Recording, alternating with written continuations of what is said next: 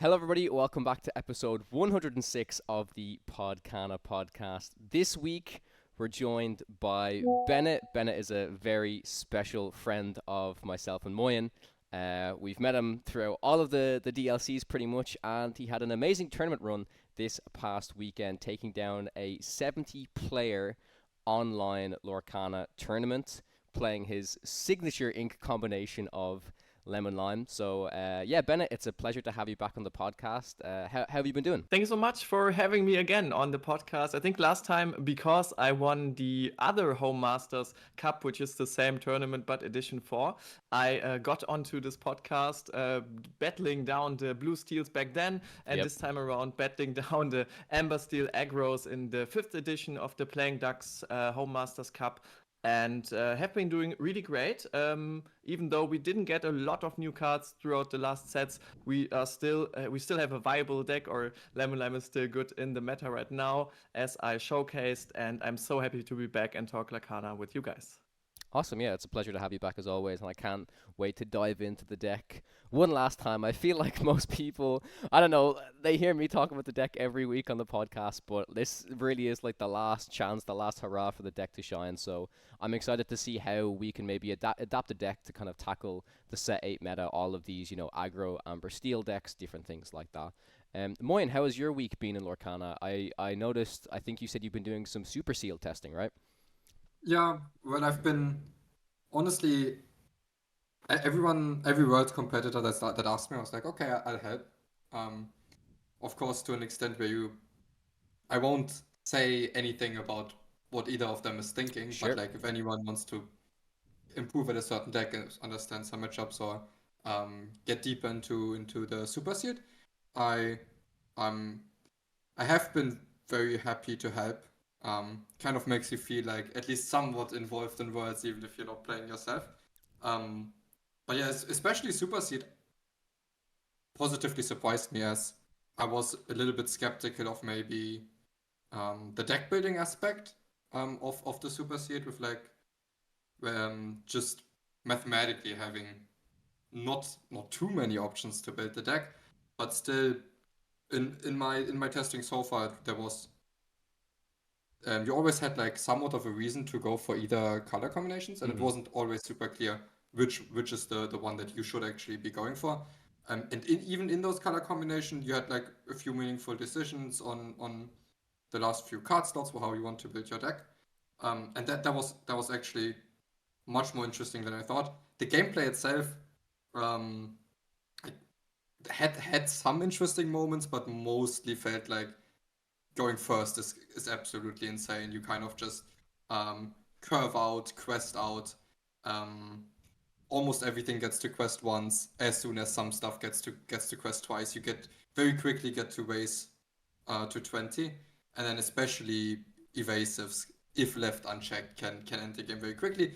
Everyone knows that. So like, if in your card pool you have a good quality of anti-evasive cards, that can help eliminate these non-games somewhat, but then sometimes you might also just not have access to these, and then something like a Pascal questing a few times for 3 um, can end the game. Or and one crazy one was the Pinocchio, where it just draws you an extra card each turn and quests for 2.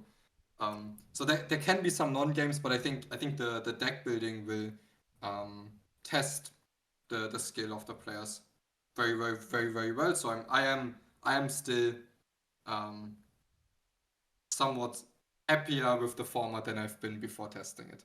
No, that sounds really, really Interesting. cool. I think for me, I mean, listening to the whole thought process, yeah, like overall, it definitely does still sound like the general sealed play. Evasives can be kind of king in certain situations. Like you said, every card you play gets the quest at least once.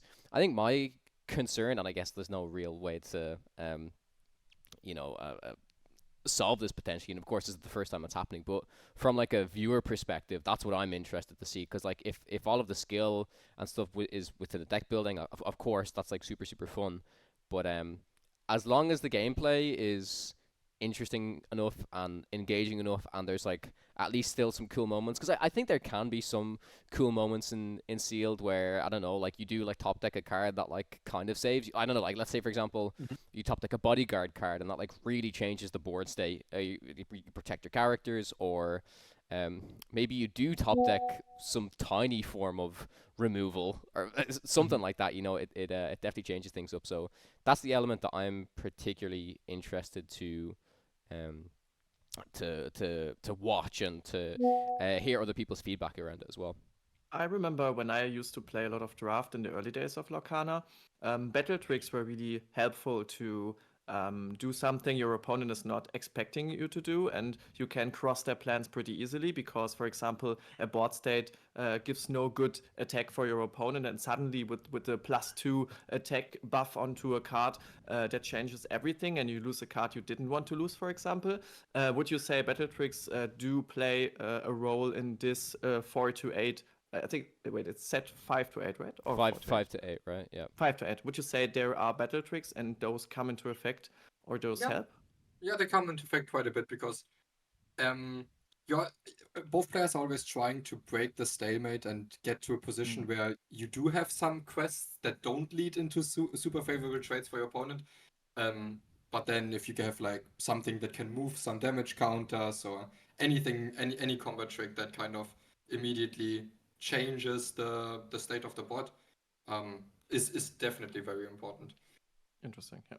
Cool. Yeah. Well, that's something definitely to look forward to as we approach the world's format. We're getting really, really close now. It's only like a week and a little bit away, so I can't wait. I will actually ask just before we move on to talking about the deck lists, and I know Moyen wants to say something specifically about Worlds as well. But who would be your guys' picks to win Worlds? If you get one from NA and one from EU, I'm curious to hear. So I'll start off with you, Moyen. Who would you pick? Okay.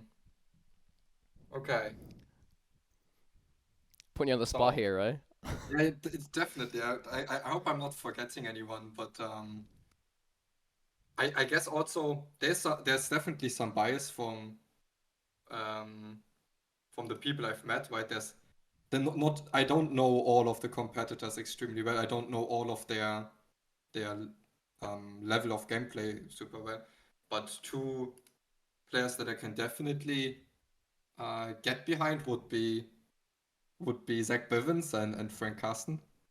Well, both of them have been lovely to talk to, but also always striving to like deeply understand and improve. And I would be very happy to see either of them be the world champion. So I would go with Frank Carsten as well. I think since they announced the limited edition of, or like the draft, the sealed, is my pick because he is notorious for playing sealed and limited formats for a long, long time in his Magic career, and has an amazing understanding of the game, as Moyen already mentioned. I used to read his articles for Lorcana as well. They were really insightful and not just scratching the surface, but actually going into deep detail with mathematics and stuff. And that was really interesting and showcased his understanding of TCGs in general and valuation of the cards. And that's really interesting, especially with also the triple deck constructed. It's really important to not just have 3 good decks, but you also have a strategy behind it.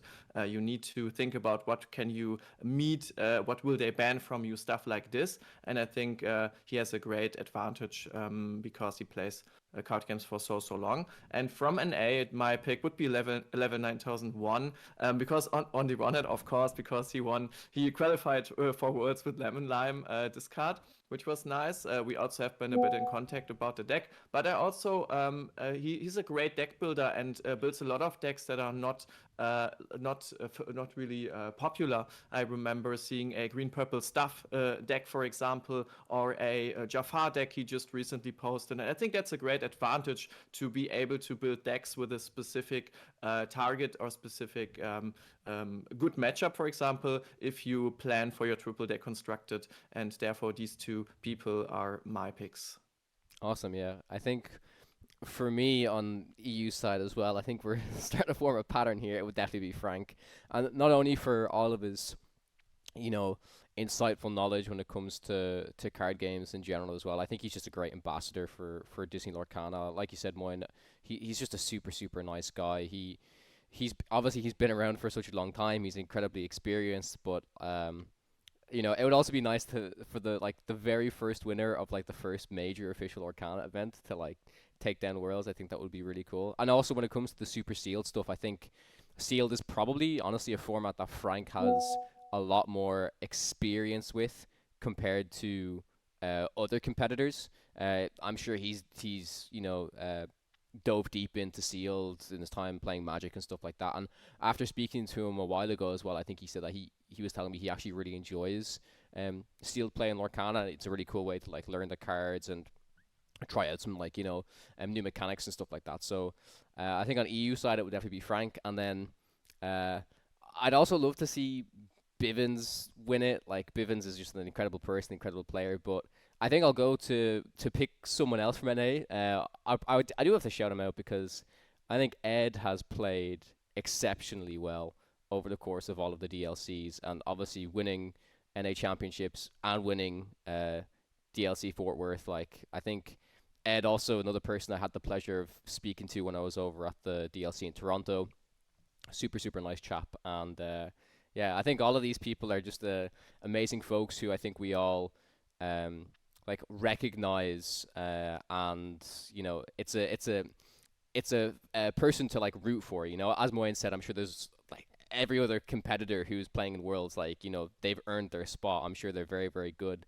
But right now, we all know kind of the big names. So that's not to say I wouldn't love to see an underdog kind of coming and you know, and make a name for themselves, and like that's what these events are all about. It's like kind of like creating that narrative. You know, maybe we see somebody bring a really unexpected triple deck bring with I don't know like Amber Amethyst, and people are like, oh, this is such a strange bring, and they just like absolutely blow the competition away. So that's the stuff I want to see. You know, I want to be surprised, I want to be excited, and I want to be engaged with the World Championship and the players. So yeah, I'm really looking forward to it. Yeah. Honestly, I don't think Ed's winning, but that's my personal bias because I the way he builds his decks just never aligned with like my deck building philosophy, where it was like infinite four-offs a lot of the time. So like kind of um to me overvaluing the consistency of lesser important cards over the like importance of maybe having a wider range of options. Sure, that's not to say people But then, can't change, Moyen. You know, he could sure, surprise us. Yeah. sure, but just from what I've seen in the past, doesn't seem likely to me. But yeah, that's just me. Sure. Oh, by the way, just thinking, every Worlds competitor is highly welcomed to get in contact with me in case you want to learn something about Lemon Lime, either play it yourself, get tips on the list, or play against it. Because that would be a pleasure to at least help one person with this specific deck. I have such a great knowledge until now to kind of be involved just a tiny bit as well as Moyen mentioned. Yeah. Awesome. Yeah. Or also that brings me back to like when you say you would really love to see like some weirder or less expected lineup Hmm. to see win out, but the more I test the format, the less I see the like really the possibility for something out of the box. Like it is very difficult for me to see something non-obvious work well or have a good chance. So like what I mean by that is we've covered it a lot, I think a few weeks ago, like 3 weeks ago. But like red, blue, green, purple, amber steel was like probably the most popular one, and I still there's some options in which decks do you play in these color combinations, but that seems incredibly strong, and I think red, blue, amber, emerald, purple steel is also pretty decent. But outside of that, whatever I tried, it just doesn't quite hold up with these two lineups. And I hope I'm wrong. I hope there's more diversity in the lineups, but I can't seem to find it. I do think they're going to be the I two most popular brings for sure. I think the Amber Seal one will be the most popular bring just because people are really hyped about the deck. That's not to say within the next week or two, maybe some things could change, but it's still it's still clear that Amber Steel is a super popular deck. But yeah, as Bennett mentioned already, like if there are any Worlds competitors and they're thinking, oh, maybe this Purple Steel Amber Emerald combination is worthwhile, definitely reach out because I of course that's probably the color combination I'd play. I'm assuming it's a similar type of one that Bennett would play, but there's certain things you can do within that combination, and like knowing what decks to bench or ban from your opponent is like super important as well. So yeah, if it's okay, I know Bennett, you've like loads of experience about it already, so we're gonna move into your deck list, and then after the deck list, we'll get your opinion about the triple deck format, because I know you played one recently, right? Yesterday, exactly. Yeah. Awesome, cool. Let's jump straight into it. So yeah, before we take a look at Bennett's deck list, I do have two events that I want to talk about very, very briefly that I will be attending. These are a little bit away. The first one is the Disney Lorcana Open Volume 2. That's going to take place during Malmo Games Week within Sweden. They're planning for this event to be a 500 plus tournament, and it's going to take place on the weekend of the 30th and 31st. For those of you who are wondering, this is going to be like pre-release weekend for set 9, so it will be the last major set A tournament within Europe on the Saturday, and then you can do like a pre-release event on the Sunday. So if everything works out, I should be one of the casters for this event, which I'm super excited about, and we'll have like an affiliate code for Podcana if anyone within Europe is interested to check it out. Keep an eye on the podcast over the next few weeks as tickets roll out. But yeah, super excited about this one. And we do also have another event, which this is also really cool. So this is going to be the Ink Open. The name is very funny, but this was the event that I believe Kurt Spice won last week, and the organizers were super nice. They want this to be like the premier Set 9 tournament. So this is going to take place the official release weekend of Set 9. So Set 9 is going to be legal to play. It's going to be a 10K event within America. So any of our US listeners, be sure to check the event out. I believe you can scan the QR code on screen and you can get like some early tickets or be notified when tickets go on sale. But the other thing, as you can see here as well, is of course it's going to be the core constructed event on the Saturday, but there's also going to be like the first big Infinity format tournament, which I'm really excited about. So I should also be casting this if everything goes according to plan. So shout out to the organizers of this, and yeah, I'm just really getting hyped for Set 9 stuff. Like, you know, after Worlds, of course, we'll have like the final Set Champ season before rotation, but I just really think rotation is going to kick the meta wide open. People are not going to know what to play. There's going to be so much innovation, so much experimentation, and I really can't wait to jump into it. So yeah, guys, just feel free to check the events out. I'll have all of the links down below in the video description. Now, moving on to Bennett's deck list. Feel free to talk us through this, Bennett. I know there's a lot of things that have changed since your previous version. I'm sure this has been tuned slightly to the expected metagame, and from talking to you briefly, I know you said there's maybe one or two things here in here that you weren't too much of a fan of after playing with, but there were some things that you felt definitely helped you out in your overall matchup. So yeah, feel free to jump into it.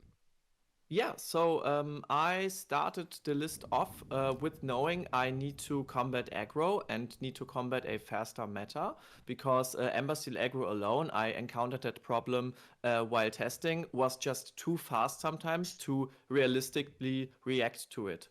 Because you want to normally you wanted to play the Kida on 5 and use this turn to swing the board and get rid of everything, but the deck was so fast that doing this on turn 5 was just too late most of the time, and therefore I opted to include Lost in the Woods as a attack reduction a turn earlier than Kida. So that means I want to sing Under the Sea on turn 4 most of the time, and that's the reason I also put in Ursula Vanessa instead of Surhis, because she, combined with an Ariel, makes this possible to get to Singer 8 on turn 4, and also the Gaston is in this deck as well as basically the 5th Ariel to also be able with the Ursula, or if you play Diablo 1 and Ursula 2, for example, or you shift Diablo and you have the Singer 5 and Diablo 3 on board, you can sing Under the Sea as well. So that was the main reason I built this deck, or the main focus I built this deck around.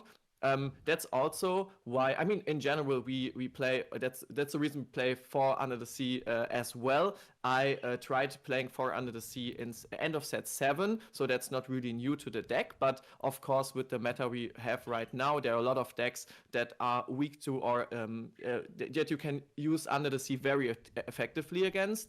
Thinking about green-purple, this card has a lot of cards that just vanish if you play it. And for example, green steel as well. If you are able to get off an Under the Sea against green steel, most of the time they don't really have anything left after it, which you want to do, and that's the main focus of the deck. And for example, the inclusion tramp one-off, which wasn't in my deck last time, helps also finding in the turn you want to cast the Under the Sea with a reduction. You can sing either the Painting the Roses Red or Lost in the Woods, so tramp is not really combinable with Kida per se, because you can't use like 8 ink in the turn.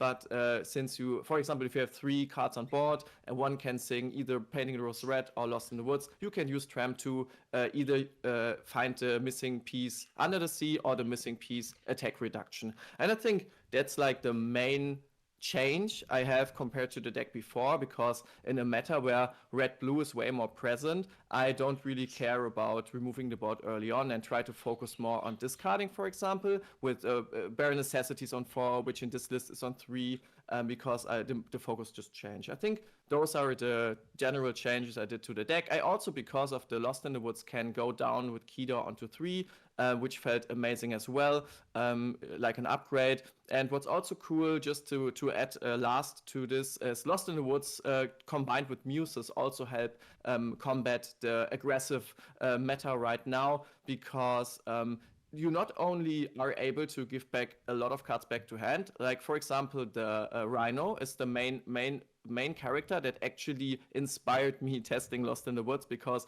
the -2 onto his 4 attack make him bounceable or under the seeable. But also their attack stays low until the start of your own turn again. So if you have to do a plan B and use Muses to give back a lot of cards, you are able to turn your cards sideways, which you don't normally want to do because you lose them. And since it's so hard to set them up at first, you are happy that they survive and can the turn thereafter sing again and do stuff again. I think that sums it up pretty well. I also did a really deep deck profile just today, and will upload it on my YouTube. So if you're interested in to hear more about the cards, you can check this out. I think that's it for the surface. Awesome, man. Yeah, I think all of that explanation was like super, super great. Honestly, like even after looking at this list for a couple of days, I had to really kind of realize, like the exact play pattern of the fact that if you go Ursula, Aerial, you can hard cast the Lost in the Woods and then do the Under the Sea is pretty cool.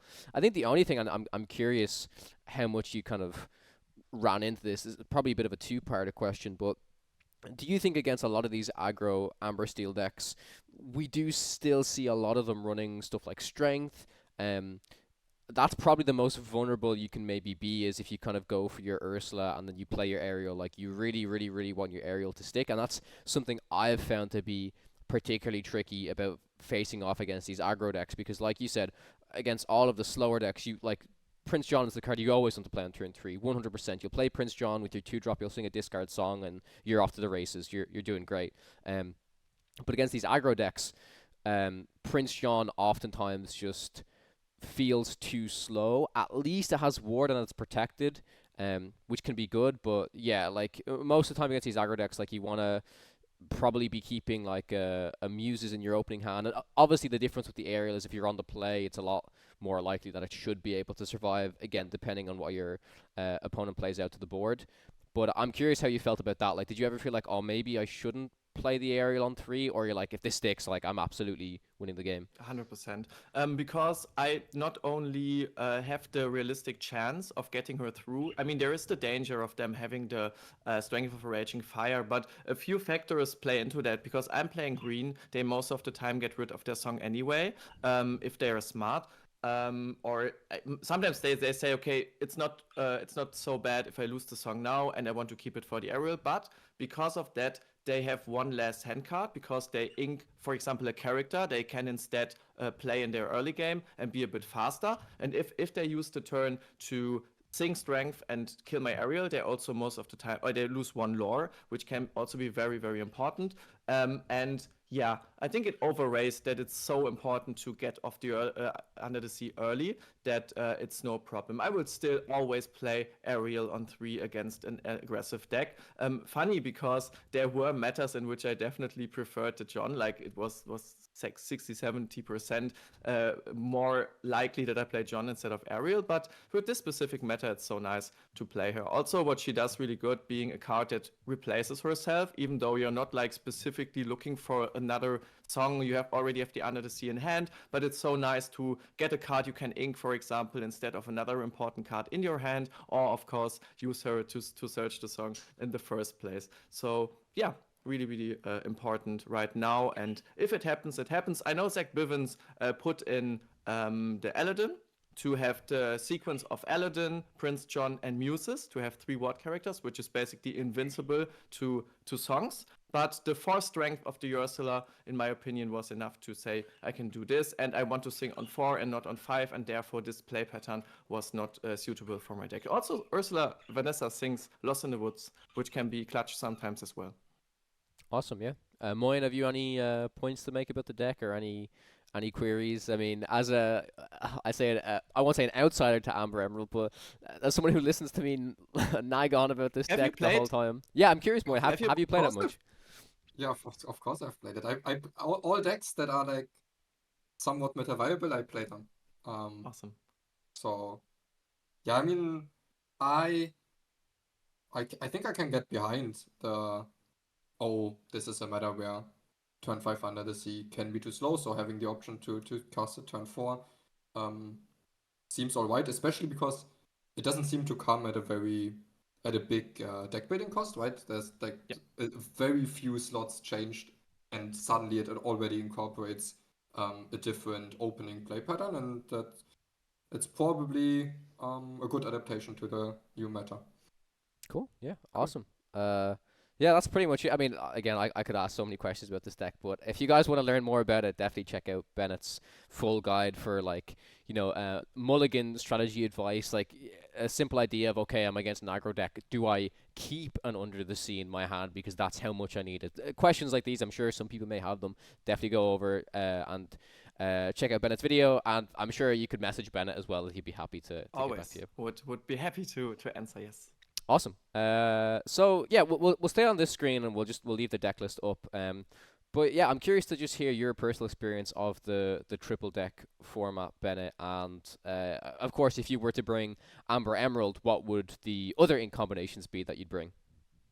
So yesterday I got invited by TSR members, a friend of mine from the German community who regularly streams on Members Monday, and his plan was to do a triple deck constructed show match against me, which we then did yesterday. So even though I did not put like a week into it, but I still obviously made my thoughts because I wanted to have a lineup I'm happy with bringing, and I can argue why I brought it. And my standpoint was to play, I mean, it's either Ember Steel aggro for me or Emerald Ember discard, because we didn't do a ban, so it was clear that we play every deck. He could not ban my best deck, and therefore I wanted to bring one of my best decks.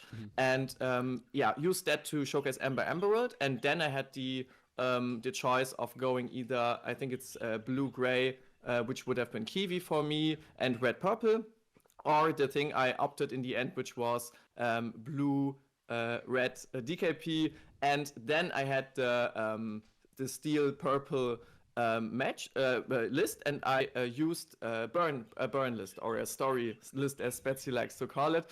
And what I learned, like preparing a bit for this tournament, having especially red blue as an option, as a deck that's so strong and so capable of answering a lot of different styles from decks. You almost, as Moyen already said, you most of the time probably opt to play a good deck instead of trying to do something cheesy with a strategy, for example. My opponent told me that he changed his lineup like 2-3 days before because he planned on playing an anti-discard lineup, but quickly figured that if just one thing doesn't work and my discard deck goes through, of course he just lost. And therefore, I think it's a bit safer to just pick a good deck. And if you're able to, in my opinion, pick red blue, I would pick red blue because it's just such a strong and versatile deck as well, kind of. And that was my experience. I would feel so overwhelmed preparing for Worlds because you're not you need to have such a great strategy for the early round where you have one ban, which completely changes the whole dynamic of the matchup.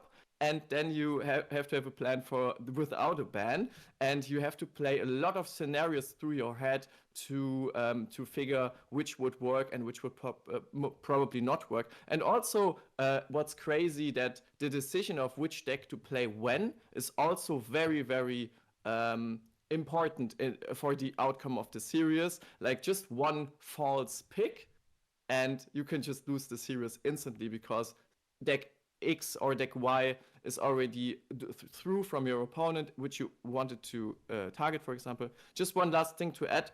In my lineup, it made sense to play the purple steel aggro version, the very, very fast burn version, because that was my deck I wanted to play when I start the game. And that's a deck like thinking about a deck that's so good on the play that if you go on the play, you have a very high win percentage. And on the other hand, you need to have decks that are able to win from second. So that's also a factor that plays into that. Very interesting, but overwhelming, as I said. Yeah. Yeah, Moyen, I'd love to hear your thoughts. And again, I know you've compared it briefly to, or you've told us a little bit about your experience within Conquest and Hearthstone and stuff. But I do think it's great for any of the viewers who maybe didn't hear that conversation for some comparisons to that. And I'd love to dive into what Bennett said as well about like how important do you feel that like the sequencing matters in terms of like which deck to choose to play first? Like, do you think that's like a super important decision that players like they really should have a plan of action going into games with that? Like, what order of decks do I play? Yeah, no, I mean that's definitely a difference in comparison to Hearthstone, where in Hearthstone you kind of just like the game starts and then you see whether you went first or not, and it's random each time. Whereas here, that is a small edge you can gain if you happen to have a lineup that includes decks that are a little bit better going first or a little bit better going second. I don't think it's like the end all be all. I think if your lineup has 3 good decks and they're all like, there's not a big difference in which one's better on the play or draw. I think that's not a problem, but it is something you should at least have in mind when building your lineup. What I'm really curious about now, because Bennett is also used to building like conquest lineups in Hearthstone, like basically in terms of building the lineup, how do you think having to include all colors, all inks, impacts like the skill of building that lineup? Because I mean, I think it can go both ways, but I'm curious to hear what you think about it.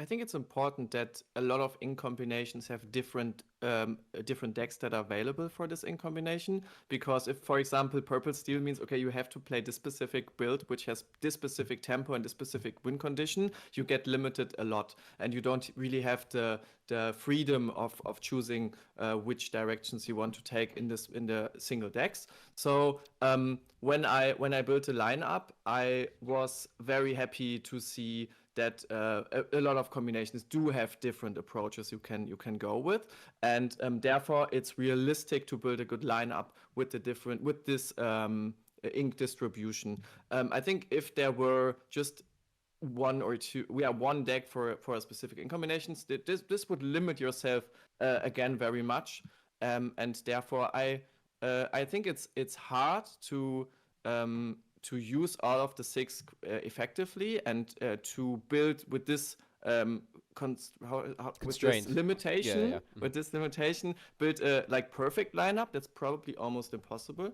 But it tests your skill and gives you an edge, or gives you the possibility to have a specific strategy, with the decks having different plans for your series then. Yeah, I think that's an interesting point, because for me, the biggest downside that I saw with the system was kind of like that you get quite restricted in what ink combinations you can play, right? Because at first you look at, let's look at some color, some inks that have like very little good combinations, something like Sapphire. I think Sapphire Steel's kind of dead. I think Ruby Sapphire is very, very good. And then maybe Blurple is okay. But if you were to play Blurple, suddenly, what do you pair Ruby with? Now, Ruby has no good combination. So it's very difficult not to play Ruby Sapphire. And then as soon as you play Ruby Sapphire, that also doesn't leave a lot of plausible options for the other decks. But I think you raise a good point that even if two players both bring Ruby Sapphire, Emerald Amethyst, and Amber Steel, there could be item Ruby Sapphire or just an action-heavy Shark version. There could be Steel Song. There could be a Diggy Hole, or in the decks that have been performed recently, there's even some decks that play Ariel without Holy World. So there's some options there. You could play Emerald Amethyst with Prince John, without Prince John, with Peter Pan, without Peter Pan, with Diablo, but without John. There's a lot of versions of that as well. There's even Control Green Purple. So yeah, I was just taken back by like, oh, there's not a lot of ink combinations that you can play in this format. Yeah. But I think that is what kind of saves it, that there is options within each ink. I mean, for the gray blue you mentioned, Sapphire Steel, it's not like the best color combination right now, but it still has two directions you can go with the deck. You can play Kiwi and be like, I want to be an aggro, or like very fast, very punishing to decks that can't answer directly.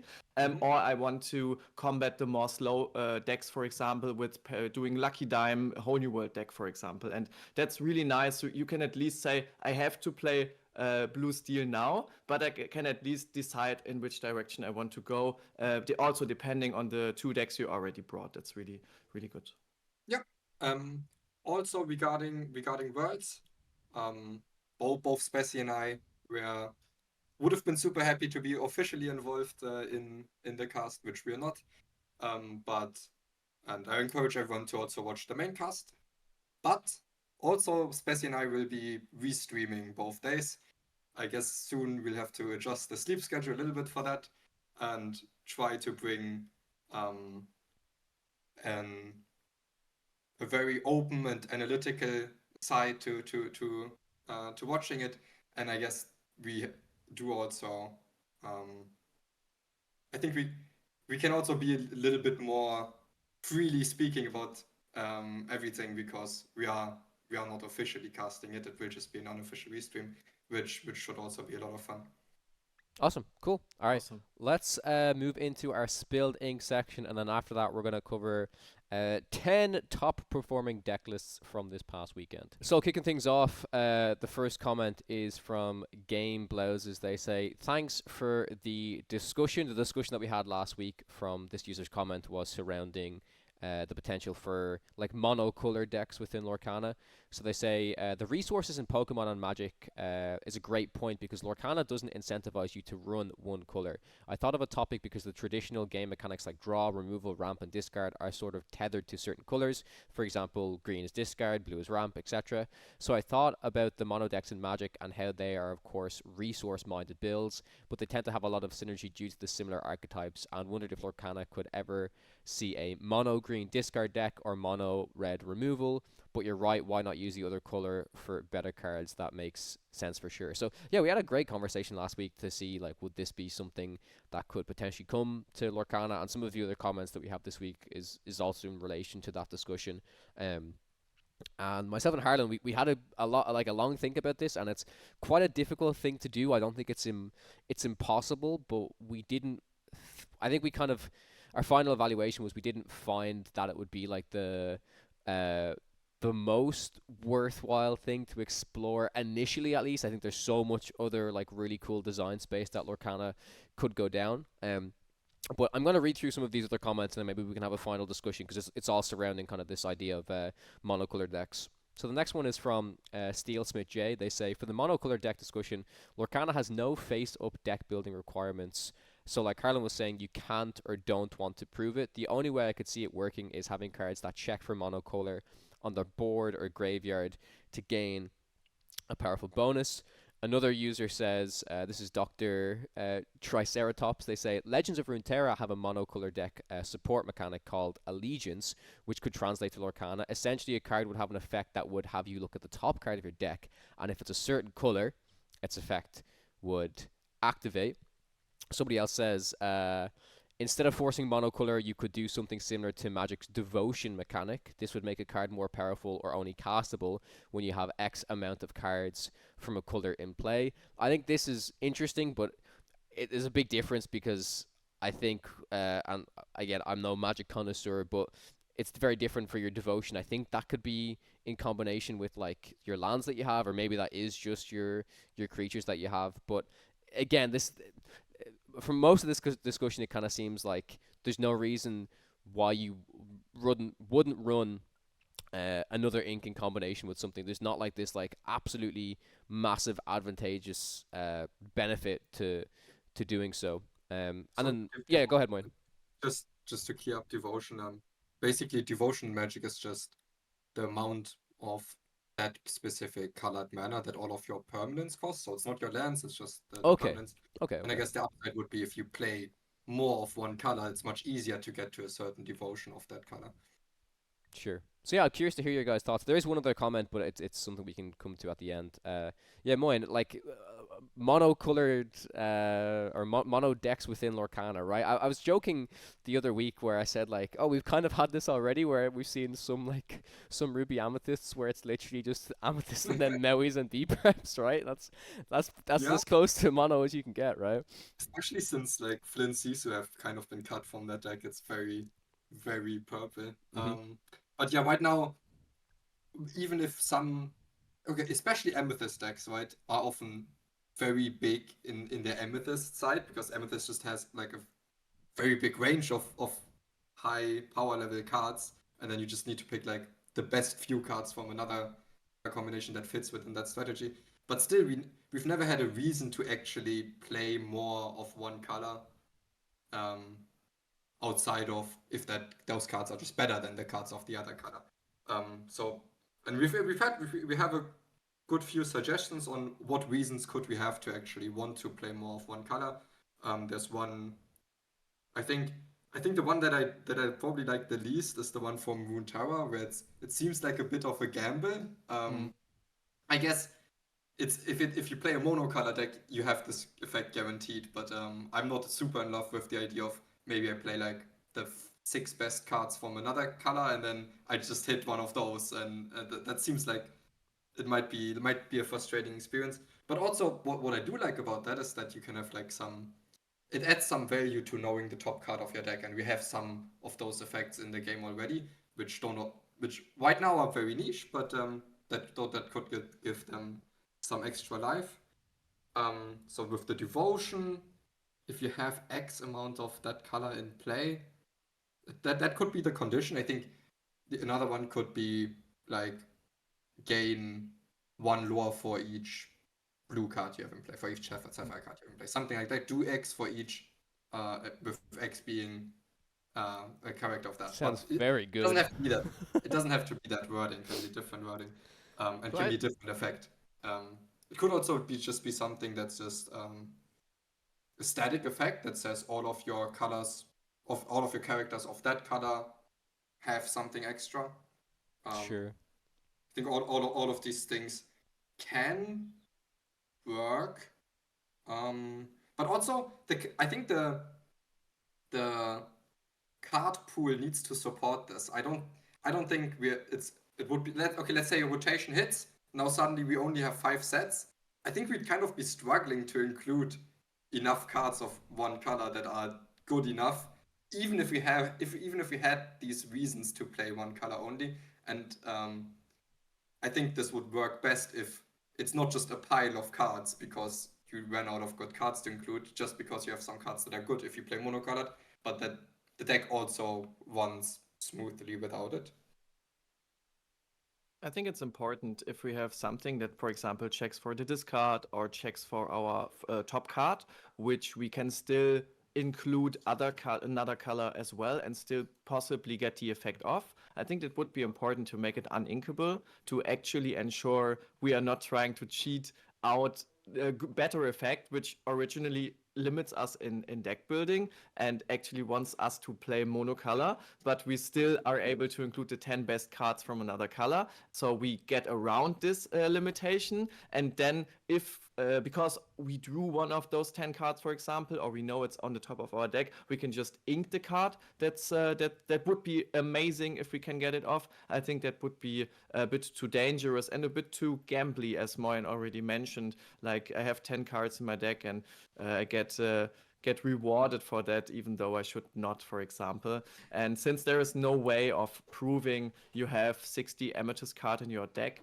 I think if they choose to do so, and if they choose a method that revolves around the game state right now, either it's card on the boards or something else, they need to be very careful, because those cards should give you a more powerful effect than cards that don't have this limitation, obviously. But because of that, you need to be really careful to still not let them run something else than mono colored. And of course, if a set if rotation occurs and a few sets go down, you're suddenly there with way worse cards and don't really want to play mono anyway. And it's an interesting idea, and it's probably also interesting to, in general, play with the color combinations. Maybe in like 5 years we have a possibility of play 3 colors if we do X and Y to it. I'm excited to see what they come up with, but I think they don't need to go out of the box that much already, and just wait and do a bit easier stuff, more linear stuff. 100%, yeah. The final comment that we have is actually another idea, which they say is from Parker. Do you guys think we will ever get an inkless card, like colorless cards within Magic? I'm unsure of how I feel about them. I like the idea of a Glimmer losing its ink, but I would hate to see a card so powerful that it gets put into every deck. You mentioned MTG. I think an example of a powerful colorless card from that would be Soul Ring. Yeah, Soul Ring goes in like every commander deck ever. I've learned that the hard way, playing against Moyen and playing in work as well. It's I see that card in my dreams at the moment. But Last week we played some Commander, and I had Soul Ring open as a lot, so. oh yeah, he just mulliganed 5 times until I found my Soul Ring No, I opener. was land screwed 5 times. Okay, I showed okay, you. okay. I mean, inkless cards, yeah, it's interesting. It's a thing, as I mentioned, within MTG. I know Star Wars Unlimited have like inkless cards as well. And for the most part, though, like these cards are, I think because they can be played in every deck, they actually aren't that good. And I think that's an interesting way of. I know that's actually a big thing that Star Wars Unlimited do for the balancing aspect of things. Of the more restrictions you have on how many decks you can play this in, then the higher power level it can be, if that makes sense. So like if you're really restricted that you have to play this in like a green, white, blue deck or something, it could be a lot powerful than if the card costed the same but it was colorless, if that makes sense. It's the exact reason why when we first anticipated dual ink cards to come into the game, that we thought they would probably be quite high power level, and then the first set of dual inks wasn't really that high power level. But I think we are getting there. I think some of the recent dual inks have actually been quite powerful. Mm-hmm. I think you can use it for cards. For example, it's a really harsh example because both cards are really, really good. But I think Ursula Deceiver and Be Prepared could be a colorless card because of them being in the meta right now. It restricts already, or it dictates the meta a bit. If we know there is a clean sweep in the meta and red is able to just destroy a whole board, you're less likely to always build a deck you can just win through board and want to build up your board.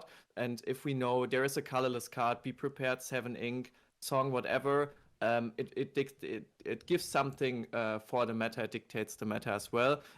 Those are very powerful examples, but they could think about stuff like this. They could think, okay, we fear that songs are too strong, so we want to lower that power level a bit and give the colorless Ursula Deceiver to everyone. But what's interesting, it already happens like this, because even though not every opponent in a tournament will play Ursula Deceiver, I can still expect a good amount of her and already have to play around Ursula Deceiver, even though I know I don't have to play against her every time.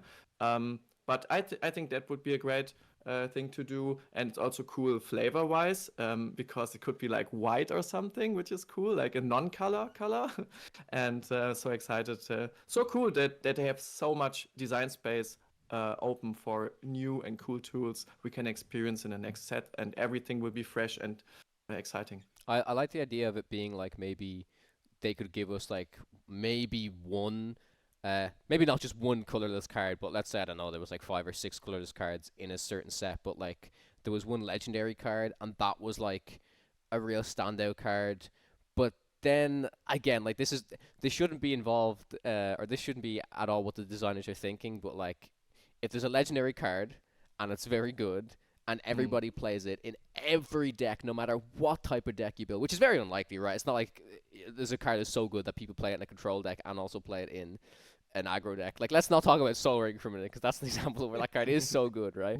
But I think if there was an example where it was balanced enough that it was played in like a wide variety of decks as like this one type of card, that would be cool. But then also, I mean, at least those for players, right? For an availability perspective and a price perspective, that's probably, if that card is played so much and it's a legendary, it means it's rare, it means it's harder to get. So the price point of that card is probably a lot higher. But I guess that's no different to the pull rates of normal legendaries at the moment, right? They just put it in one of the legendary slots, and it's like what the blue Tamatoa was last set, where it was €60, and if you pull it, it's great, and it was just so good when you got it. But yeah, sorry, Moyen, I think you were gonna say something there. Yeah, just when you mentioned Tamatoa, it reminded me of my Tamatoas. Like, I ordered them and they arrived after the ban, so I was like, okay, great.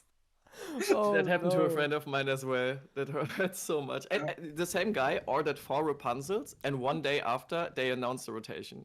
So he just lost like €200. Not even more, right? Well, we don't. I guess we don't know. We still don't know if that card is True. being rotated out or not. I think that's one of the cards. I actually think. Yeah. That's one of the cards that I could honestly see going either way. And whichever way they go is completely fair. I think if they feel like it was a really strong staple, it's had its time, it leaves, or if they keep it around to say, no, this is a super iconic card. Because also, like, power level wise, we're kind of reaching the points where, like, not every Amber deck's playing for Rapunzel. Okay. We were never at that point, I guess, because Amber Emerald never really played Rapunzel. But even like Amber Steel, the dog versions are starting to play less Rapunzels, because they're like, I still want to have access to that effect. I still want them to play around it, but it actually gets stuck in my hand a lot because everyone plays around it, and I can't always force the situation where it's good. Okay, but circling back to inkless cards or neutral cards or whatever. I think I like neutral cards. I do think that you have to be extremely cautious when designing them, because of the danger of just being played in every deck, and then the gameplay experience kind of getting stale and a little bit too samey no matter what you're playing, if you happen to see a certain card in kind of every deck. So you have to be extremely careful with it. But I think outside of that, like, for example, there was a cool moment like set 4 when suddenly Argis was really good in Blue Steel, just because the 4/1 deadline was really good. I think a card like that, but that's like a card I could have seen. That could have every card I could have had access to it, just to increase the chance of maybe there's at some point some deck where that deadline actually fills in a role really nicely. I don't think those type of cards really need to be restricted to a specific color. So I like that design space. I just think you have to be very careful. They're like general like vanilla cards that I think of in Hearthstone, right? Or like a 3-cost, what was it? 3-cost 5/1 or 5/2 Magma Rager, right? Oh, I actually played some Hearthstone recently. I mostly because they did the first major update to Arena, which is like the limited mode in Hearthstone. So I've been grinding that a bit, which is now after So you draft like 30 cards, and now after each loss, you draft 5 new cards, but you have to cut 5 cards, which wasn't the case before, and I think that's really interesting. Um, I'm like top 25 now because I Nice. I, I if I play something, I usually play it very seriously, even if it's like a somewhat casual mode. Um, but then I was also like farming some cards, and then I played some constructed, and there because you said, oh, something like vanillas can in Hearthstone can be neutral cards, and this has been the case a lot where some legendaries have been played, like some neutral legendaries have been played in a lot of decks, and right now there's a legendary that's like played in every control deck, which just says replace your deck with an endless portal of demons. Oh, I know this card. Yeah, yeah. And then also each turn, the demons in this endless portal get +2/+2. So you never run out of cards again. And then I've played some control mirrors recently where at some point we both had an endless portal of demons, and they all had like +30/+30. For reference, you have 30 starting HP, so they become very, very big. Wow. Oh. I watched what was it? I think an official tournament, the MT final or something, and the power level from when I stopped playing Hearthstone just increased. It was turn 4, and they had like 8 or 7 5/5s on the board. I was like, how is this possible? Great to see this game still doing cool stuff, kind of, and being relevant. Like that's also hard to do so. For sure. Okay, yeah, I think we're gonna again. That was a spilling section. If you guys enjoyed listening to us talk about the viewers' questions, be sure to pop a comment down below or within our Discord server, and we'll be sure to queue that up for next week. So yeah, we're gonna move on and talk about 10 of the top performing deck lists from this previous weekend. Okay, so kicking things off, we have an Emerald Amethyst deck. This is by Aaron Guy. They came first at a 5K event, which had 94 players. And this is the example. I mean, you were talking about all the different versions of Emerald Amethyst Moyen. You were like, decks with Prince John and Diablo, decks with only Diablo, decks with only Prince John. So this is one where you've got, this is like kind of the general Diablo Birds version, but it's actually doesn't have any of the discard package, you know, at least not that I can see from first glance. It has one of the 7-cost legendary Ursulas, which I think would probably do quite well against some of the more traditional Steel Song builds. Maybe not too much against the aggro ones if they go so fast. But yeah, curious to hear maybe both of your guys' thoughts on Emerald Amethyst within the meta, and maybe its matchup into Amber Steel, and especially these aggressive decks. Do you think that's a matchup where this type of deck could be favored, or do you think it's quite an unfavorable matchup? I can try to start, especially with Ember Steel aggro. I think we have tools to combat the fast playstyle of the deck. Like, especially, I think Peter Pan is a card that's really helpful, where everything you can play with evasive has rush as well, so you can directly remove cards. You also have Elsa 4 times, Bruno, and the Lever, I think, who can also all be used as removal against cards that haven't done anything. So, for example, if they play a Rhino for 4 ink, and you are able to remove that Rhino without Rhino getting value or getting lore, you kill their tempo or their momentum especially. And I can see a lot of good cards here that can do that. Fox, of course, we can use the Crab to kill stuff as well. Ursula Deceiver is nice. So I would be curious how fast we can ourselves be against decks that are slower than us. That would be my only concern. But I think as a deck that wants to control the mid game especially, and wants to punish the opponent for trying to get to the end, I think that works pretty well. I would also be curious if a Lyle Tiberius Rogue could help here, because I found that card very helpful in such a scenario. But it looks good. Interesting. Yeah, so I guess when you build green purple, especially if you build it forwards, I think you have the decision between, do you want to play Prince John discard stuff, or do you just want to play like a more tempo heavy version? In the tempo version, you can play but don't have to play Diablo.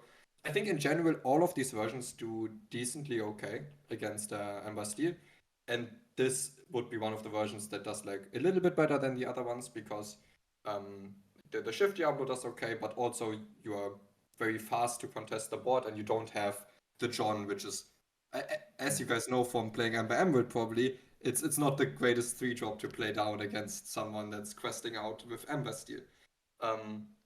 So yeah, in general, I think this would be one of the better green purple versions that you can bring against Ember Steel.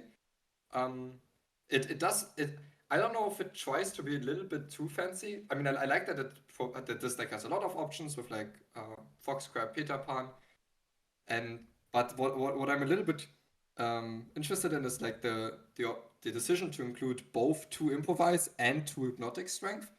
Usually, we've only seen hypnotic strength used in decks that wanted to have Iago answers that weren't Emerald decks, so like kind of as the worst Iago answer. I think now the focus has shifted not completely away from Iago, but also towards I need to be able to change breakpoints, kind of to have more combat tricks that can change the board state. That gives me a way to maybe also challenge a Wino efficiently. Still, I just from power level wise, I have a hard time seeing hypnotic strength really making the cut. I think it's interesting. Yeah, there's definitely some breakpoints that you mentioned there that maybe I could see where hypnotic strength comes into, where some of your smaller cards, for example, even just like your 0/1 Diablo, if you don't have a crab available or something, if you really need to take out like I don't know, like a piglet or a lady or something, you can just hypnotic straight your Diablo. And granted, it's not very good to do on turn 2. It's a lot better to do in the late game. Like let's say you've got like a 0/1 Diablo and you can like play hypnotic strength and a different 3-drop or a 4-drop or something like that, then that's maybe a nice little combination you could do to clean some things up. Yeah, one important breakpoint might just be to give something that can challenge for 3, enough to be able to challenge Rhino in once. So like even the Diablo on 2, if it sticks, they shift Rhino. Maybe you can already go hypnotic strength, take it out. I mean, a crab also accomplishes that, but it's just another different way to do the same thing. Yeah, no, I really like the deck overall, and I think there's a lot of interesting things going for even the same idea with tackling a Rhino. Like if you wanted to do like a mim plus an improvise or something, it's like a little bit strange, but there's definitely a lot of different routes that you can take. And one of my favorite things when you have like the pull the lever and wrong lever combo, which you've mentioned before, is where you could like shift a Diablo to put the pull the lever in the discard, and then you can play a wrong lever pretty early on. Cool. But again, it's like it's tricky at times because you want to make sure you remove like kind of a worthwhile target. So in the earlier game, maybe it's not that relevant. But if they've honestly, if they've shifted a Rhino and then my opener is like that I'm able to clean the answer, I'm fine with that. I'm pretty happy with that. I think basically shifting by discarding pull the lever. The point is not so that you can immediately wrong lever very soon, but it's just like now for the rest of the game you have wrong lever enabled as a removal piece, and you can just without having to go through the painful. I mean, sometimes it's okay, but usually it's painful to actually spend 3 on pull the lever. So without even doing that, you have like the removal enabled for when you need it mid to late game. Sure. Yeah. Okay, moving on to the next deck, we have an Amber Steel deck. This is actually the deck that came second, so clearly the the Emerald Amethyst won out against this.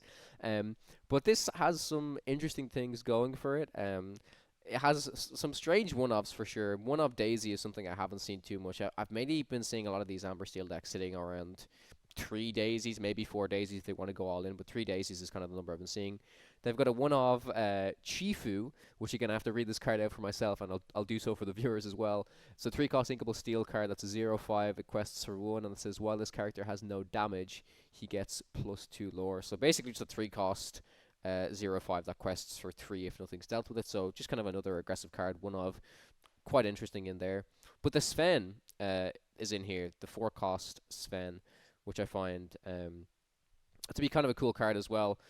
It's weird though because it's kind of comparable to the new legendary Goofy, and the legendary Goofy technically has like a little bit better stats, but I guess there is that condition where the characters that you control have to be damaged, and then they kind of all get to ready them up. So the Sven in certain situations can be better. But Moyen also, this is one of those decks that you talked about where this is aerial without a whole new world, right? I actually think that is also quite interesting to point out. So yes. Would love to hear your initial thoughts like surrounding this, because this is kind of like a Doc aggro deck, but it doesn't go all in. Like there's no lady in here, which I do find surprising. There's no piglet, right? They're opting for some different cards for sure. Yeah, it's also, I mean, it all ties in together, I think, with the Ariel being a little bit more mid-rangey, so then you have the Zeus as extra removal piece. But that also explains why maybe they're only playing one Daisy, because this deck looks very capable of actually playing the mid-range game, and probably sets it up very nicely to defeat other Diggy Diggy Hole decks that do want to go a little bit quicker, because you can stop the aggression extremely well with Ariel and all of the removal songs. And then because you play less of these super low value cards like Daisy and Lady, they should usually run out of stuff before you. And then against other slower decks, the angle that this deck takes is, okay, I will just have some of my stuff, most of my stuff quests once at least, and then some of it I will quest twice, because I will just play a 2-quester or even Chifu as a 3-quester on 3, and then I will quest and Sven. So now already my 3-drop is threatening to quest twice, Sven is questing once, and at that point you are still piling up a lot of aggression. So seems like an interesting take on Ember Steel for me. What I like in this build is that we can use the Sven, of course, to ready our characters to be more aggressive, but we can also use it to double sing, and that's where the 12 songs, damage songs, really come into effect. And we love to use cards like Ursula, Vanessa, Cinderella, and Ariel, because we can in one turn just double sing the board away with one Sven, and then can use the loss of cards we have to refill our hand with Doc, kind of. And I really like that approach to be very in the mid. You could, against a slower deck, play the aggressive role, as Moyen mentioned, and get through, because you have good characters like Smee and Lawrence are really well statted high quester characters. But you can also very easily combat the more faster decks. And the thing is, as I mentioned, I think for Ember Emerald, when they play a card, they don't use instantly, and we are able to destroy that card without it getting effect. For example, if you Zeus a Rhino, and that Rhino didn't do anything, because I mean nobody wants to play a Rhino for 4, but if they do so and we can kill it, we killed a lot of tempo from them as well. And that's such an interesting list and a nice approach, that where right now Ember Steel is either Steel Song or like Diggy Diggy Hole or Ember Steel Aggro. They try to kind of combine both sides and make a middle ground out of it. I think they've done that very well. Just for like world strategy, I think. Imagine you bring like the lineup we talked about the most: red, blue, amber, steel, green, purple. You bring this one, and maybe you, with bringing this, you just say, okay, I ban red, blue. I can see this having pretty favorable matchups against most green, purple, and amber steel lists. Sure, yeah. Taking a look at the next one, this is another amber steel list, but this is more of the kind of traditional, well, not traditional Steel Song, but more aggressive package for sure. You've got the 4 daisies, you've got the ladies, you've even got some Calhouns in this list, which I think is quite good as well. But this is what I imagine kind of your standard aggro Amber Steel deck to be. Are there any inclusions or maybe even ratios that stick out to you? Well, I say ratios, and it's basically all 4 ofs and then just 2 ofs. So, would you like to see maybe some better ratios in your opinion, Moyen, of like trying some other different things, or maybe this is just like super consistent general aggro deck? Well, yeah, I'm surprised that you say this is like the common one, because this is also an Ariel Zeus version. And sure, I actually completely missed the area. I just locked on to the daisy and the lady was like, oh, it's aggro, right? Yeah. The rest looks quite familiar. I think the common aggro version would, like, instead of Ariel Zeus, they often play like Penny as another 2-drop. Or maybe like Lawrence or something. I don't know, as another 3-drop. Yeah. Yeah, but I do think in general, if you play Lady, I think Calhoun is very, very important. I think it is one of the like most important 2-drops for you to play with the, or to have as an option, because it kind of enables you to actually get into good questing situations where you can efficiently quest, and then also have the Calhoun kind of menacingly not sitting there. I see far too many Calhouns not questing, but also questing, and then the opponent like it's not easy to trade into Calhoun, and then especially when there's like 2 lore questers sitting next to it. But then when they take out the 2 questers, you can kind of take out their character that was threatening to challenge more while gaining 2 more lore. I think Calhoun is very, very important for aggressive Ember Steel decks in trying to have a good matchup against other fast and mid-range decks. Yeah, I think the Zeus, the plan to get Zeus off against the mirror where they play Rhino as well is really important. When they invest like 3 ink and 2 cards, and just with one thing, like you don't even lose tempo with that. You can destroy the Rhino directly, and then build your own board. What would interest me? This looks a bit slower than the version we saw before, because they don't use Lawrence and don't use the Shifu was just one off, but there's a bit of lore missing here, of course, compared to the normal build of Ember Steel aggro. There's the Piglet missing, which right now is a menace when it comes to being very fast and ending the game very quickly. So this feels like also like a middle ground version where they try to be able to either what Steel Song can do and what Ember Steel aggro can do. And yeah, really intriguing. I wonder how many times the Zeus actually bricks you, because I feel like, we don't have normally I want to play the Smee on 2 if I'm the aggressor, for example, and then the Zeus can be really awkward sometimes, probably. But what I just realized, you can always shift the Rhino and use that to sing the Zeus. So cool to see that people are already, even though set 8 is not out for long, already trying to find different stuffs to decks that are on top of the tier list. Yeah, I think it's basically last week Ember Steel performed really, really well with just the aggro list that was playing Penny and Piglet, but the main card in that deck that people were struggling to deal with was the Shift Rhino. And now these versions, while they look similar, they're much better equipped to deal with the threat that it's posing itself. So much better lists for the mirror. If you were to play last week's version of Ember Steel against this, I think you'd have a very difficult time. The next deck list we're going to take a look at is a purple steel list. This is by Vice, I think. They came first in the Conflux Ink Clash Reign of Jafar 5k event. It was a 59-player event. And this is very similar to another purple steel deck that we'll talk about after this that won. I think it won, right? It won the CSS 11k. But this has lots of different interesting cards in it. It's got like a lot of anti-evasive stuff with the 3-cost Genie, which has been a bit of a powerhouse in Sealed. If anyone's played Set 8 Sealed, it's been a very, very good card.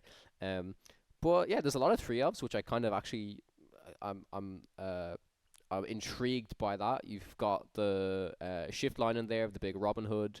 You've still got like the dock package in there. You still got like Rabbit Zeus, which is something I've been a fan of in Purple Steel for such a long time. And I'm honestly quite impressed with how many different things they've managed to cram in here. But for the most part, I don't think the ratios are too bad. Like, I like a few of the brooms.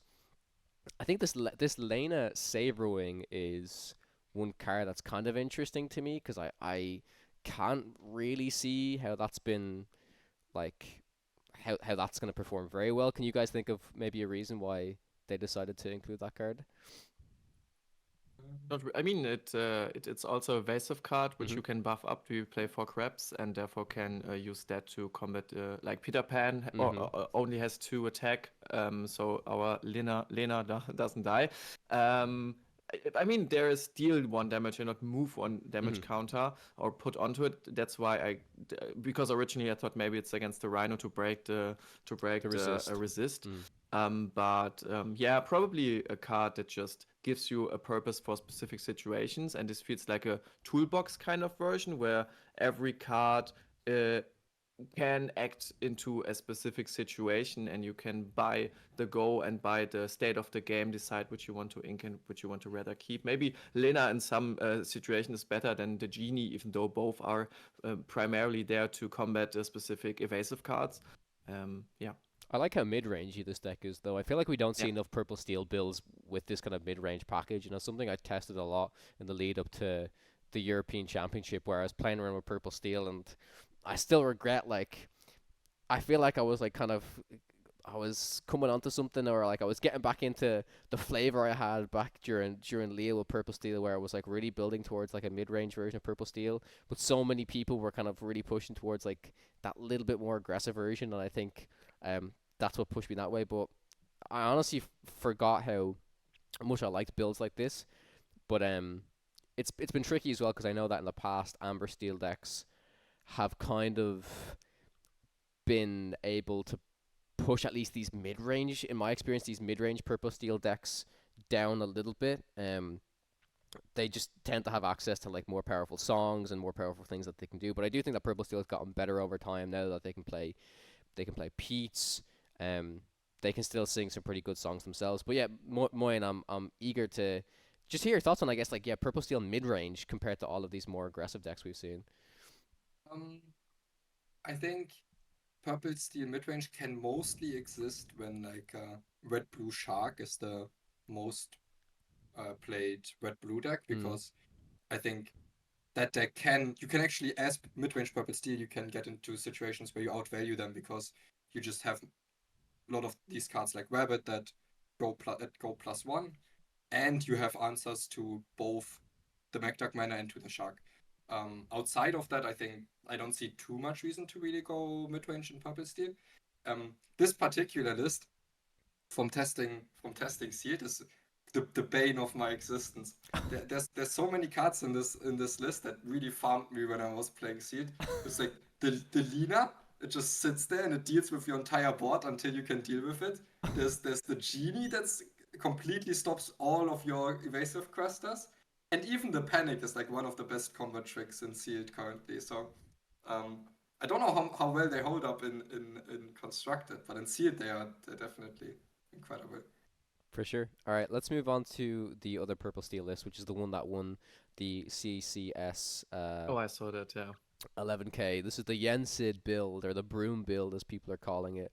Um, yeah, I mean, it looks like a very, very, very solid deck. It's got a lot of the Fire the Cannons in there, which I actually like, because not only does that help deal with like some of the Diablo stuff if you face discard, but it also helps out a lot against these Aggro Amber Steel decks if they're playing the Piglets and the Ladies and stuff like that. Um, I guess honestly, looking at this deck, the thing it might struggle against is the Rhino potentially, but it still has the Fox and the Crab to be able to bust stuff up to be able to take it out. So, but besides that, yeah, this just looks like a super super solid deck.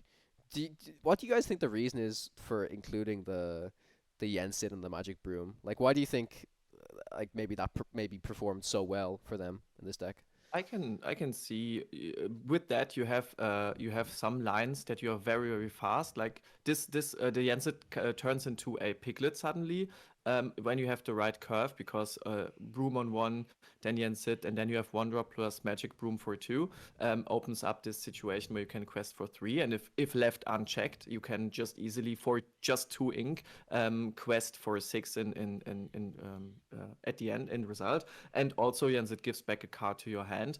So I can see him being a good tool if you play against a more slow deck and you want to be really really fast, and then you have the finishers like Giant Cobra and Merlin Goat. It kind of reminds me of the story or burn deck without actually having that much burn or story there, because we can try to collect lore early on, and then at the end of like draw in the mid game. In the burn deck you do it with Chromicons and then give cards to your opponent, but with this deck we can just gain resources again with our own cards, and yeah, very interesting, and it seemed to work.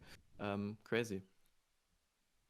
To me, even if this is like an older idea, I think this is a good time to reanimate that idea, because I think two of the biggest strengths of this deck are, one, it's very good at dealing, or it can be very efficient at dealing with Diablo, because you play the two-cost Magic Boom that can deal with it, and the Fire the Cans that can get a lot of tempo out of it.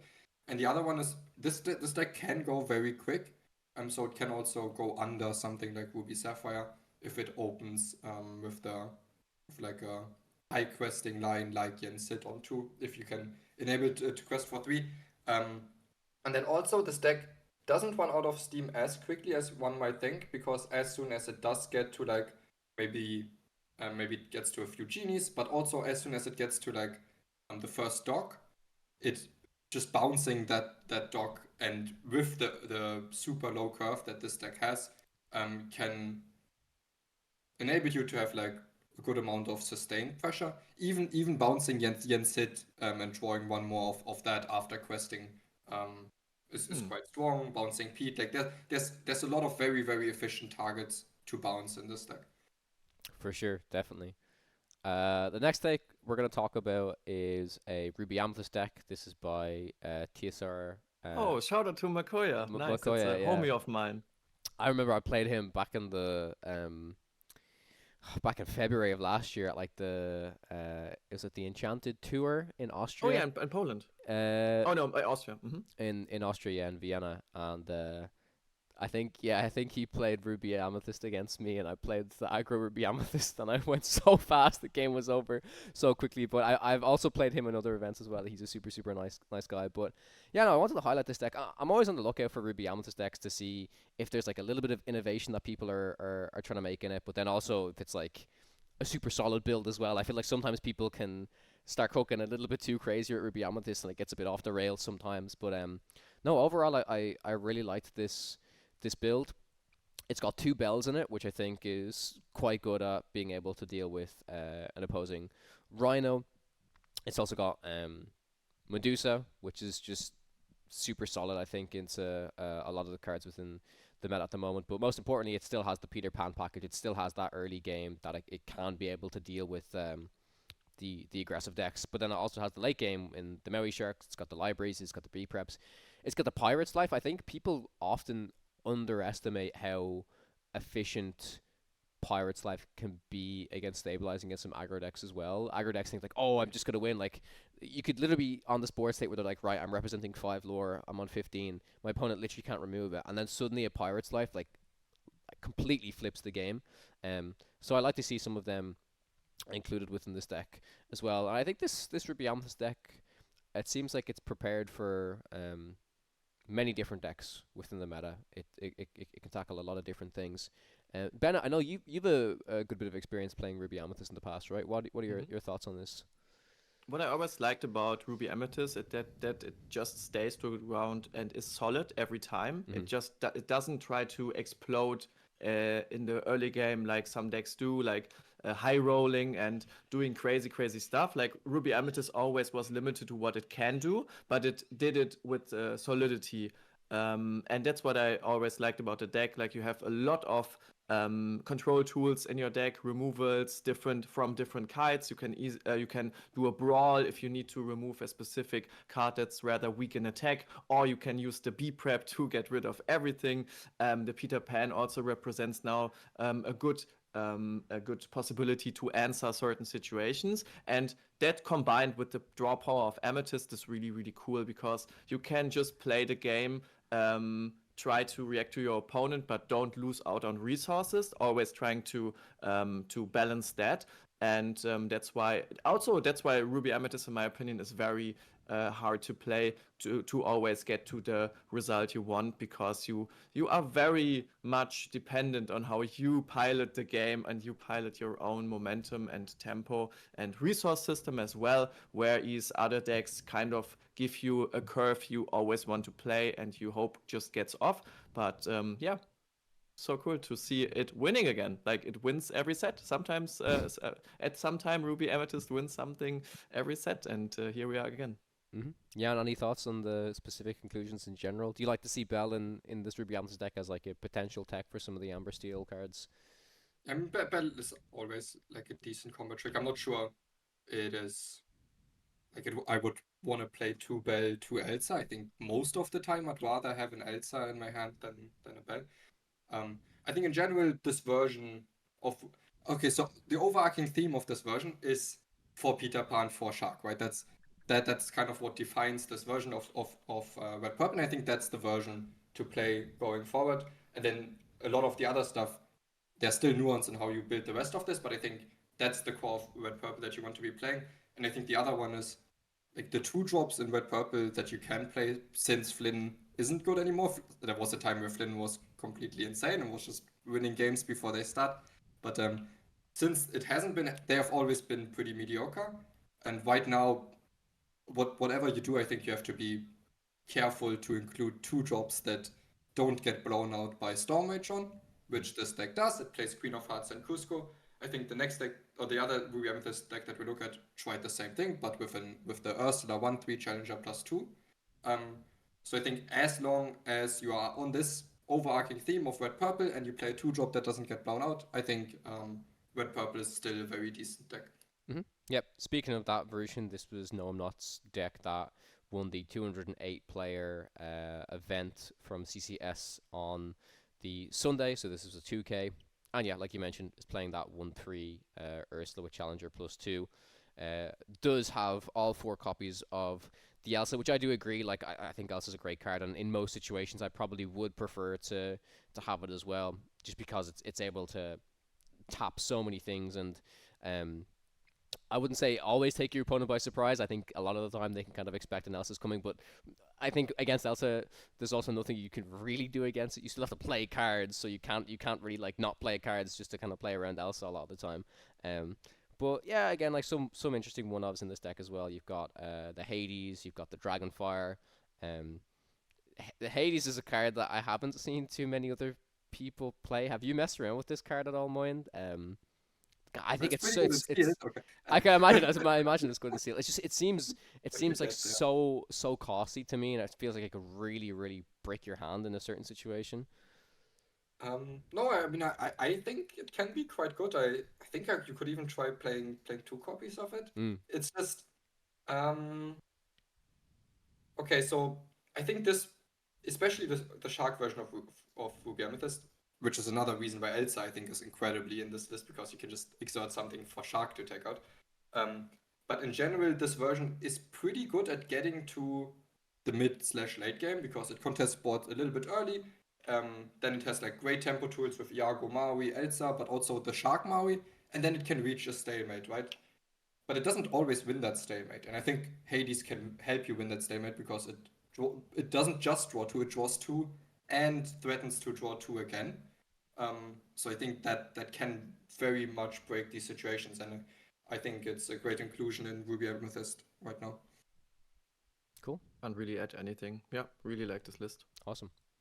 Then taking a look at a Green Steel list that won a 64-player event. I'm curious to get your thoughts on Green Steel, because when I spoke to Harlan, he was, and I think I definitely agreed with him with the idea, at least, that he was quite adamant that, like, Green Steel is still a very good list at the moment, and it can tackle a lot of the Amber Steel decks pretty well, which I do agree with. I mean, like, if you can get an 3-cost Ursula off and then you sing a couple of songs, you blow your opponent's board up, you have more resources than them, you're kind of chilling. But in the overarching scale of things, I haven't seen so many Green Steel decks performing like super well. There are definitely some, and they're like some of them are kind of squeezing their way into top cut. But I'm seeing the deck maybe perform a little bit less than how I was expecting. Again, maybe it's just this weekend of results. Overall, I do still think that the deck is quite strong, but in this version, at least, the main inclusions and differences that we see is you've got 2 chips in there, which I think can combo with the Prince John quite nicely. Honestly, you play your Prince John, then you play your chip. You're establishing a good body. They're losing a card. You're gaining a card. It does have some of the Beyond the Horizon here as well, and a one-of Big Think, which I think can like really shut down the aggro decks if but the potential Think shift is left unanswered. But I mean, Green Steel's just a solid deck. There's so many things about this deck that like you don't really have to change too much of it. I think if you've got solid shift targets that you can put down onto the morph, you can get going like really well. I think the tricky thing for me is always the idea of playing morph and then my opponent blowing up my morph, and then maybe I'm left with like not as good as a opener as I thought. But if you can somehow still stabilize and say, oh, my morph's gone, I'll just play Prince John and start discarding them instead, maybe I'm okay. I think that's the difficulty of playing this deck. I think it looks so easy when it goes off, but actually setting up the things you want to do and like explode in some scenarios where you play. I mean, Ursula into Song is not that hard to set up, but there are so many things you can do with this deck, and you get punished really hard if, for example, you plan your whole game plan onto the morph and he just gets shot away, and you're there with nothing again. So I think you always need to have two options available in your hand, kind of, and yeah. Kind of. I mean, if you from the discard aspect, you can't really compare Ember Emerald in this deck. But I think if you compared it for how solid both are, I think this is more high rolly, while the Ember Emerald is more solid because it can search a lot of stuff. It can take its time to do something. And here you really need to have gear into gear into gear into gear to get an advantage in the game. And then win off of that. And for the list itself, this looks really standard, I think. And yeah, also I think the play style, because for me personally, it feels a bit clunky. And therefore, I can imagine that this specific play style, even though this deck is really potent and good, hinders the people to actually play it and just they opt to other decks instead. I was just getting hung up a little bit on this deck's like more high rolly, less consistent than Ember Emerald.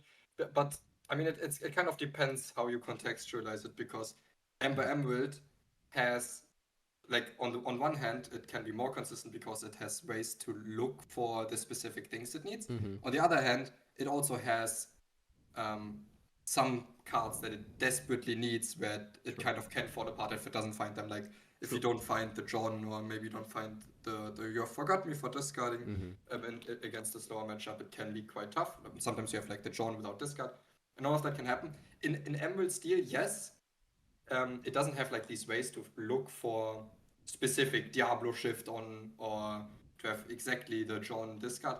But I think still it can also be quite consistent, just because if you can win without the Diablo shift. You have against aggressive decks, you can just recognize, okay, it might just be good enough to play Ursula on 3 with any removal song to actually try to stabilize. Like, it has more options on all of their turns, so that it just has to be a little bit more flexible, because you will always end up with like a little bit of a different game depending on your hand.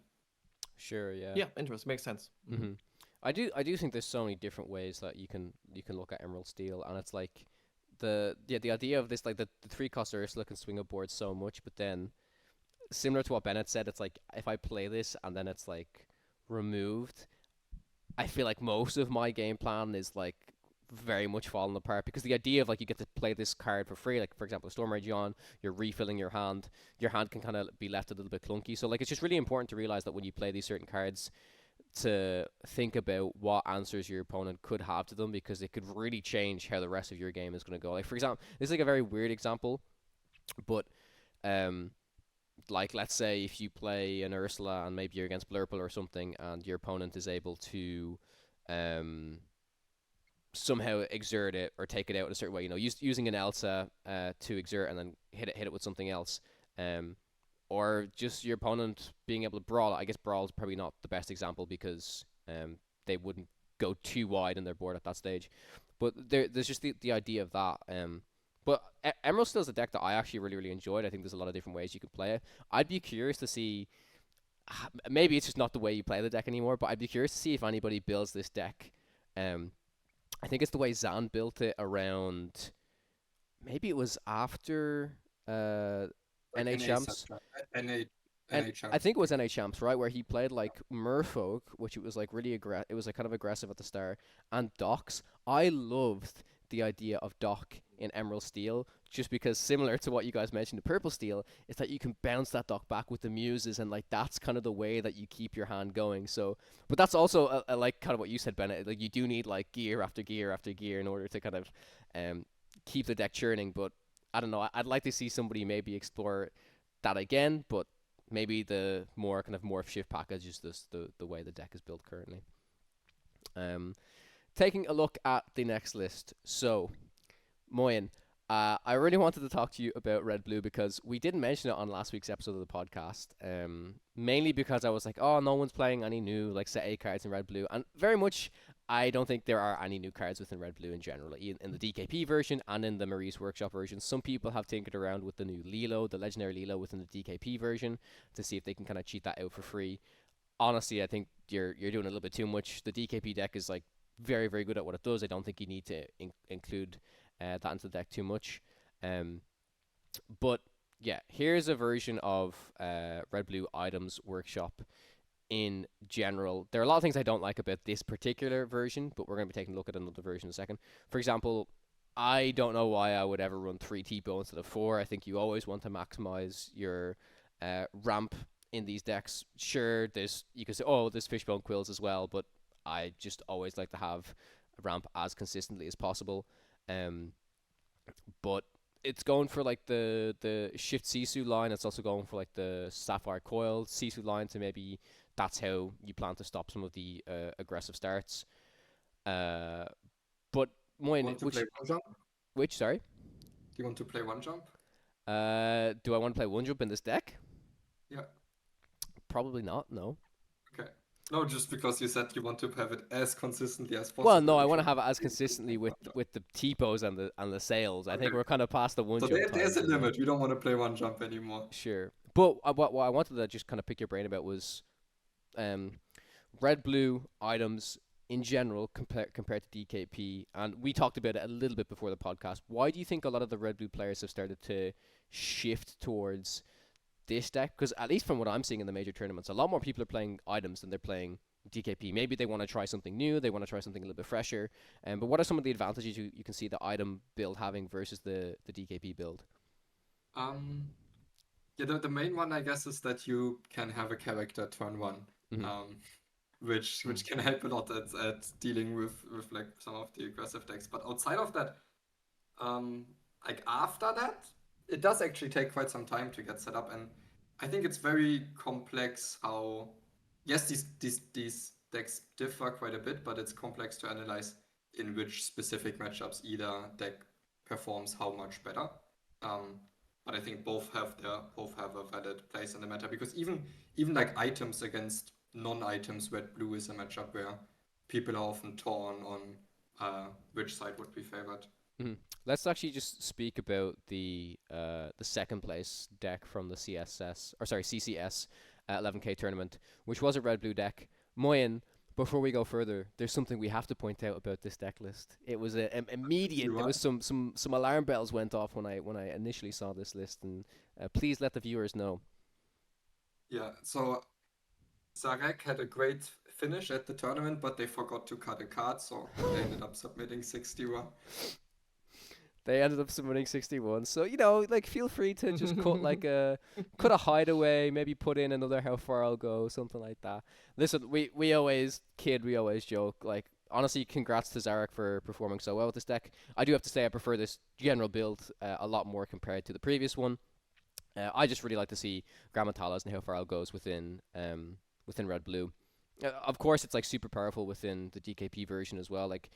Like you mentioned, Bennet, the even when I played like Amber Emerald against that deck, and I feel like this should be a pretty favored matchup. There are literally some openers where if they go Popsicle or turn 1 doesn't matter too much, they'll ramp, then they'll play How Far I'll Go, and then they're playing a Shark, and I'm like, what do I do? Yeah.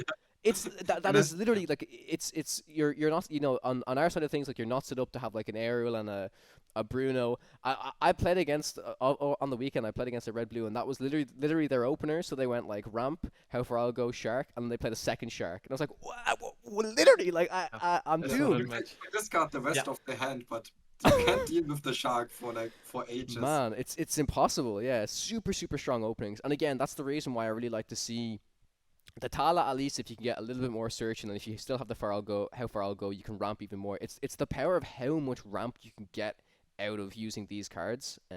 I just think it's super powerful. But talk to me a little bit. To be fair, sorry, go ahead. No, you're good, Bennet. Go ahead. Yeah, I think there's different.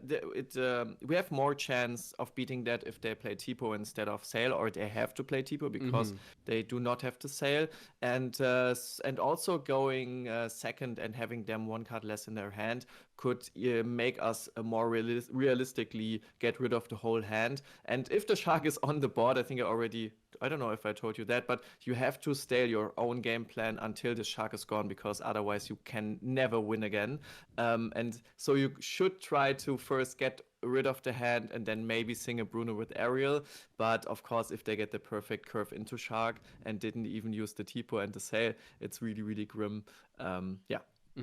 Definitely. I mean, okay, so if you're pointing out, yes, how far going to shark is huge, but still, that doesn't mean that's not a valid reason to criticize like a lack of how far go in a list that doesn't play shark, right? This is an item list. Sure. No, I was just pointing. Yeah, no, that's definitely fair. I was just pointing out the why I like to see how far I'll go in that. I think Yes.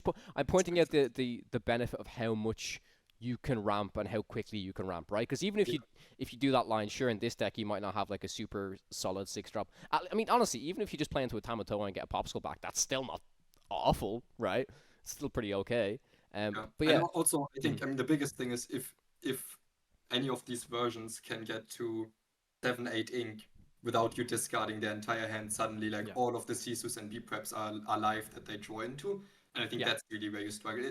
And B prep, okay, you also have like bare necessities for, or like targeted discard. True. But like there's nothing against Sisu unless you discard their entire hand. Yeah. And Sisu is also completely game breaking. Good red-blue players start ramping instead of doing anything else to get to the 7 or 8 ink. And even if I get rid of the hand and board, they can swing back with one Be Prepared Sisu or even Scar. And that's a difference. That's a difference between a good red-blue player in versus me as an emerald player, and people who try to, for example, just draw instead of inking safely, get to 7. That's really, really important. Especially because Amber Emerald's not closing out the game. They also need ages to get to 20 lore. 100%, yeah. Okay, like we need to overextend to get there, and that's where we get punished by Sisu and Be Prepared. Yeah, and if you so the other way is, you hold back some cards for after the first clear, but then you also give them time, so it's always you're questing for a lesson. You're not winning the game fast enough potentially. Yeah. So one card that I found, I think it wasn't in one of these lists, but it was in another list that I've seen over the recent tournaments that I found interesting in Red Blue, which was the Heads Held High, which is the 6-cost inkable sing together song that says remove 3 damage from something and all opposing characters get -3. So it's kind of like imitating Kida Under the Sea. Okay. Going like Heads Held High plus Sisu. So I saw like a kind of a shark version that was also playing 4 Sisu and a few Heads Held High. And I haven't tried it myself yet, but I think that's at least an interesting angle to explore. Is it 6 cost? Mm-hmm. Okay. Because like Tama, Grammatala, Tipo can sing it. That's interesting. Oh, it's synced together as well. Yeah, that seems very, very. It's not. Is it inkable or is it uninkable? It's inkable. Otherwise, it would be too bad. But maybe having the option for Sisu can be. Of course. Why do I even ask that question? Like, so many cards in red blue are just always inkable, right? I don't know what they're just like. Yeah, sure, it's inkable. Why not? Oh man.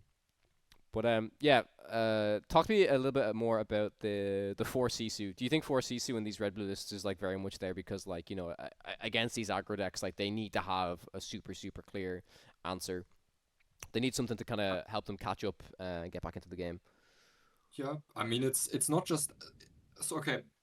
Basically, especially the item version of red blue needs longer to get set up, and it needs so long to get set up that it gets often into positions where B prep isn't good enough. And also a lot of these decks, they are, even if they can't always discard the B prep, they're still good enough at holding back, like at pressuring enough to force the B prep, but still having characters for after the B prep.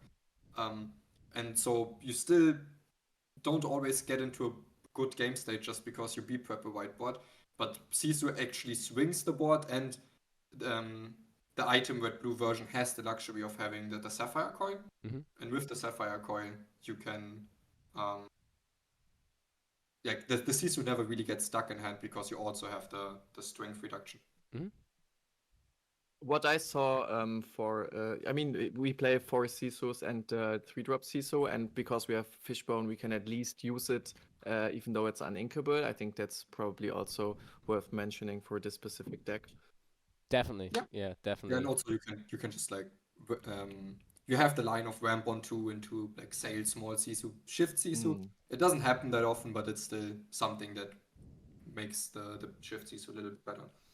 Definitely. All right, yeah, so that's pretty much it for this week. Thank you so much for sticking with us. I know it's been a bit of a long one, but we had lots to talk about. And for those of you who are curious, next week we're going to have Brendan back on the podcast to talk a little bit about Worlds. He's definitely not going to be as knowledgeable as you would probably expect him to be, but myself and Moyen, I think it's going to be enjoyable to talk to him about, the kind of conquest format, the triple deck format, and to pick his brain about a few of those things. So, yeah, we're going to wrap this up. Bennett, thank you so much for coming on the podcast, talking to us about Amber Emerald once again, and even your experience with the triple deck format. I found that very, very insightful. So, thank you so much. Fittingly to this episode, my girlfriend just brought me a lemon lime Haribo. So that's crazy. She just came back from grocery shopping and gave that to me. That's the perfect ending to this episode. Thank you so much for having me. Shout out to Harlem, because last time he was on the pod, he shout out at me. You're a really nice guy. I was happy to run into you into events, and you too also. And yeah, thank you for watching, and thank you for having me. Awesome, man. Yeah. Yeah, that's pretty much it. Again, feel free to join our Discord down below in the video description. Check out all of Bennett's content that will also be linked down below in the description. Don't forget to tune in to Moyen and Spessie's stream next week for Worlds. If you guys enjoyed this episode of the podcast, the number one thing you can do is leave us a review over on Apple Podcasts, Spotify, your local podcast platform. There's a video version available over on youtube.com/@PodcanaPodcast. Hit the subscribe while you're there. Twitters are at Moyen_HS, at Kawatek_CG, and at Bennet_Lorcana. Thank you guys so much for watching. I will catch you guys in the next one.